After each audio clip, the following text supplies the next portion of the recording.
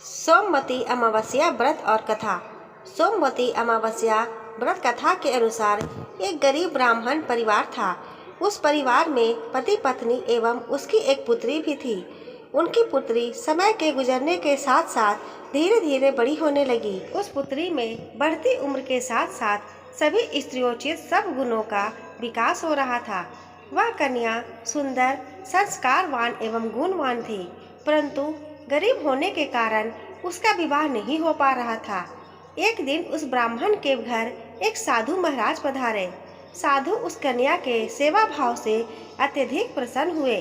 कन्या को लंबी आयु का आशीर्वाद देते हुए साधु ने कहा कि इस कन्या के हाथ में विवाह योग्य रेखा नहीं है। तब ब्राह्मण दंपति ने साधु से इसका उपाय पूछा। कन्या ऐसा करे कि उसके हाथ में विवाह योग्य बन जाए।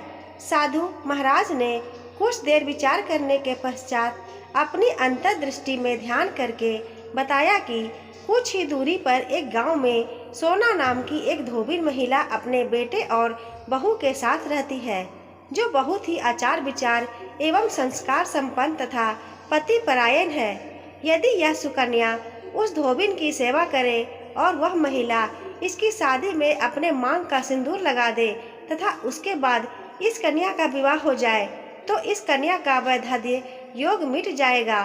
साधु ने यह भी बताया कि वह महिला कहीं बाहर आती जाती नहीं है।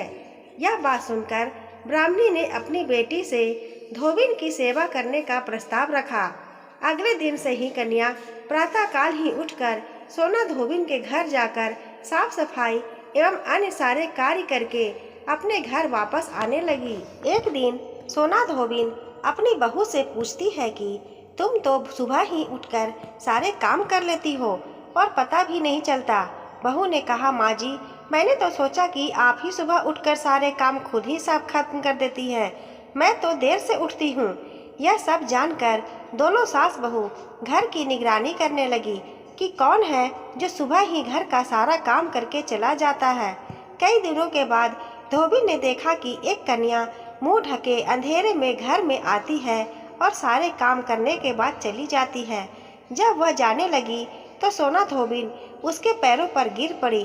पूछने लगी कि आप कौन हैं और इस तरह छुपकर मेरे घर की चाकरी क्यों करती हैं। तब कन्या ने साधु द्वारा कही गई सारी बात बताई। सोना धोबिन पति परायण थी, अतः उसमें तेज था। वह तैयार हो गई। सोना धोबिन के पति थोड़ा अस्वस्थ थे। उसने अपनी बहू से अपने लौट आने तक घर पर ही रहने को कहा। सोना धोबिन ने जैसे ही अपने मांग का सिंदूर उस कन्या की मांग में लगाया, सोना धोबिन का पति मर गया। उसे इस बात का पता चल गया। वह घर से निराजल ही चली थी। यह सोचकर कि रास्ते में कहीं पीपल का पेड़ मिलेगा तो उसे भभरी देकर और उसकी परिक्रमा करके जल ग्रहण करेगी। उस दिन सोमवती अमावस्या थी। ब्राह्मण के घर मिले पुए पकवान की जगह उसने ईंट के टुकड़े से 108 बार भभरी देकर 108 बार पीपल के पेड़ की परिक्रमा की और उसके बाद जल ग्रहण किया। ऐसा करते ही उसके पति के मृत शरीर में वापस जान आ गई। धोबिन का पति फिर से जीवित हो उठा।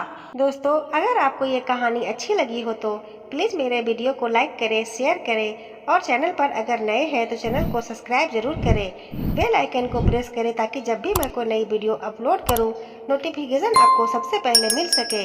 मिलती हूँ ऐसी एक और नई कहानी के साथ। धन्यवाद।